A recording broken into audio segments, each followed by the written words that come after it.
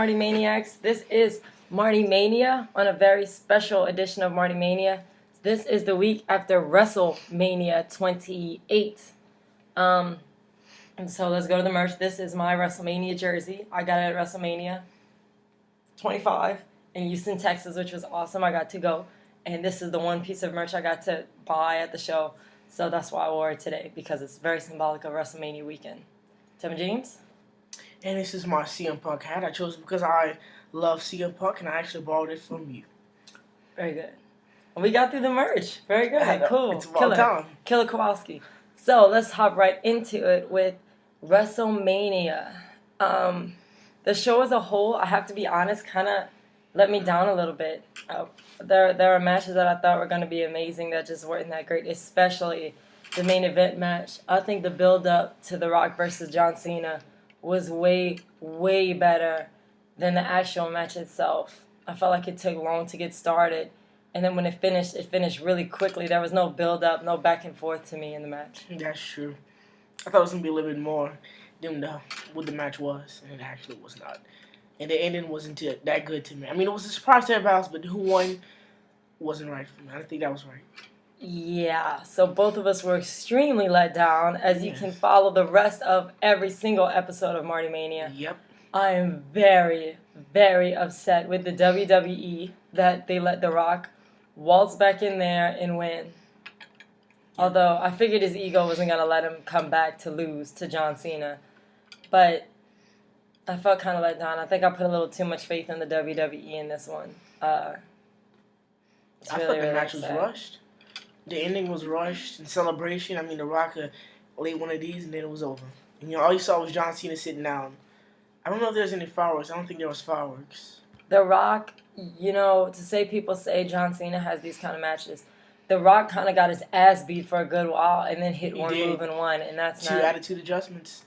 And then one rock bottom and it was over. So that's how that went. Which I'm sure he'll be ready by the next WrestleMania, which, judging from last time, will be another 8 years to recuperate, so he should be nice and ready by the time he gets back. I don't have anything else to say about this match. I've said my opinion on The Rock 100 times, and I hate The Rock. There's nothing anyone can say. I get in arguments with people on Twitter every day over The Rock. At MartiMania, by the way. I hate The Rock. There's nothing anyone can say to change that for me, because let me tell you something. I was one of the millions, by God, the millions, that waited for him at the Raw 15-year anniversary, waited for him at the 10th anniversary of SmackDown, waited for him at WrestleMania 25, and he never came. And therefore, screw Team Bring It and screw The Rock. And people like to, when I talk about The Rock, say, well, no, Cena's. I'm not talking about John Cena. I'm not saying this as a Cena fan. I'm saying this as a WWE fan, as somebody that's bought tickets, somebody that's been to over 20 shows, and somebody that's a very dedicated member. I've taken planes, trains, and airplanes to get cars, trains, buses. I forgot about a bus. And airplanes to get to WWE shows. So don't tell me I'm not a real fan because I'm not a Rock fan. The Rock is ridiculous. I think he's stupid. And he gets no more of my time for the next 7 years, which is probably the next time we'll see him. So I hope y'all enjoyed that 3 count and that ridiculous promo on Raw. My sister, Straight Edge Sweetheart, she compared The Rock's promo on Monday Night Raw to the last day of school, how people act completely insane because they know they're about to get off a summer vacation. That's exactly what he was doing. He was like, I'm going to enjoy this because I do not have to come back ever again. So there's 2. Now, a match I was pleasantly surprised with The Undertaker and Triple H. Awesome match. Another person I give my opinion on very often. I do not like Triple H, but he put on a match. Thought it was lame he got to make that awesome entrance. They had to fire like 5 little FCW guys to pay for that entrance, but it was a great entrance. It was a great match. Tevin, any comments on that match? Well, I love Triple H, and I knew going into the match he was going to make it awesome, and it's exactly what it was. I got scared a couple times in the match, as you can see in the reactions video. Oh, yes, but, God, that was an awesome match. I thought they was going to kill Undertaker, but it seems he was standing tall. You thought they were going to kill Undertaker? I thought Triple H died at least 5 times in the match. Last year, I thought Undertaker died. This year I thought there's no way he's going to even make it down to the ring. But turns out Triple H was the one that was going to be the dead man. I did think it was a little unfair that Triple H got to bring his butt cheeks as partners in the match and make it a handicap match. Seriously, Triple H, get wider trunks, like a Kofi Kingston type of trunk, because it was really distracting me to see Triple Cheeks. His name should be Triple C instead of Triple H, because there was cheeks, and more cheeks. Yeah, ridiculous. We saw sledgehammers, chairs, and Triple Cheeks. Triple Cheeks. Ridiculous. They would do well winning totally the match. Ridiculous. I like Shawn Michaels being the referee, walking that line of, I'm going to help Triple H, I'm not going to help Triple H. Oh, they pushed me down. And he had like a mental breakdown during the match. Did. He was crying. I don't know how to feel about that. It was interesting. And his entrance, God, he was hyper, like a kid going to Disney World. He was hype. He was very, very hype. With his baggy clothes. Which was... I guess if you're going out, go out in style and comfortable. Yeah. Oh, something else I was surprised about. Kelly did a couple really good moves in her match. Yep. Divas proved me wrong. I usually want to turn the channel with the Divas. I'm like, where's my remote? But no, Kelly hit that big move, and we'll be talking about it for the next 7-8 years. That poor little Maria Menounos girl, I thought she was dead too. She was with Triple H. Poor thing. I mean, her and Triple H probably just went straight into a casket after the match, because I felt so bad for her. If that match would have had a stipulation as a casket match, they could have just put both of them in the ground after the match, because that poor girl, I know she had like all these fractures and her feet were like off her body and something would happen with her ribs. And she showed all of it in the match. I don't even know if she made it to the ring. When she got to the ring, she's like, damn, please don't tag me. Please, God, don't. Oh, damn, she tagged me. But she kind of had more heart than some of the other Divas, because even with broken ribs and all that, she still got up and fought. It wasn't that much, but she still fought. She did better than match. And Kelly go to Celebrity Apprentice or do Playboy. I released a song, using the term song loosely. Fantasy. Anyway, enough for her. Anyway, so I'm trying to think of another good... Oh, the Daniel Bryan Sheamus squash match. Oh, God. People were so upset about it, but really, I said from the beginning, I didn't think anybody even gave a damn about that match. They were trying so hard to build up that match. I mean, making the last 18 seconds just really showed how much it didn't really matter. Speaking of which, Randy Orton and Kanes. Oh, God. Where did that match even come from? That was the most... Started with botch, ended with botch. That match was bad. It was a bad... I know people don't want to say Randy Orton and bad match in the same sentence, but it wasn't a good match. It wasn't a good build-up. It was just so Randy Orton could get himself on the card. Yeah, I'm sorry, but Kane really made himself known over the year, and I guess kind of Randy Orton too, and they figured out a way to put them both at WrestleMania, and now give him some side jobs, give him a little bit of build-up, which lasted 1 week. But here's my thing. Friday night. Maybe Orton should have maybe chosen to go AWOL for that match. Not been there. It wasn't worth my time. It was just a stupid match. I was like, how much did I pay for this? $65 to see this? Speaking of Randy Orton, I read on his Twitter account that they took him out of the Marine 2. I mean, it's the Marine 3. They took him out. He's no longer in it. Yeah, I heard that too, and I heard they're looking for somebody to replace him, but I don't know whose idea that was in the first place to put Randy Orton in the Marine. I was like, what? Why put Randy Orton in the Marine 3? I thought he was he gonna leave halfway through the movie? Like, the Marine starring Randy Orton. I thought he was trying to get it from the Marines as much as possible. I don't know whose idea that was. But anyway, is there any matches I'm missing from WrestleMania? Oh God, CM Punk and Chris Jericho. It was pretty good.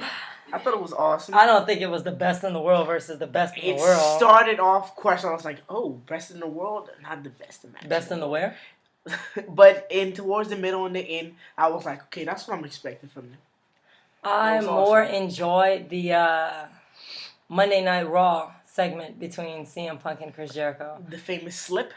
The match was good. Not the Y2 slip, J slip. But the wannabes. Let me say this about Chris Jericho before I forget, actually. Chris Jericho, I said some not nice things about him last week, or the week before, I don't remember, but I don't feel like his heart is in the WWE anymore. I feel like it's there because it doesn't have anywhere else to be. But I think Chris Jericho excuse me, cherry limeades. I think Chris Jericho has certain features and mannerisms that you can't teach wrestlers. You have to either have it or you don't have it, and Chris Jericho has it. The face like this, like, oh my God, what are you talking to me for? I'm Chris Jericho. Something you're That's born something with. only That's exactly. natural talent. You're born with that. Like if he wasn't a wrestler, he'd still be that way. Yep. I think that's it for WrestleMania. Yeah. So Monday Night Raw, the following night in Miami, it didn't have for me anyway, it didn't have the party atmosphere that most after WrestleMania Raws have. Like, I remember in Houston, there was nothing that even got done that night except Batista coming back only to get hurt 2 months later. We did have 3 returns. Yeah, there were 3 returns? Yeah, there was A-Train, Lord Tensai, yes. Alberto Del Rio, yes, and I forgot about Alberto Del Rio. I love him so much. Brock Lesnar. Let's talk about that as a matter of fact. Trending on Twitter, going crazy, berserk, everything. Brock Lesnar came back, and I realized when he made his entrance that I did not care about him the first time. It shows these wrestlers do age, and he aged so much. Need a tan, Brock. 2012 will forever be remembered. If the world doesn't end, it'll be remembered for the world ending if the world does end. But if the world doesn't end, it should be known as the year every WWE superstar came back. Oh, yes. I mean, Chris Jericho, The Rock. Now, will they stay? Probably not. Chris Jericho, The Rock, Brock. A-Train. A-Train, Lord Tensai. Lord, yeah. Whoever this guy is. Alberto Del Rio doesn't really count because he's been in and out, whatever. Yeah, so Brock Lesnar came back. I liked The Rock's little promo at the beginning because I felt like he was going to be gone. I was like, this is the last time I have to see you and hear your Fruity Pebbles jokes. And hear you quote those lines from 1985. You smell. I'm glad he's gone. So go hit the G.I. Joe retaliation stuff or whatever.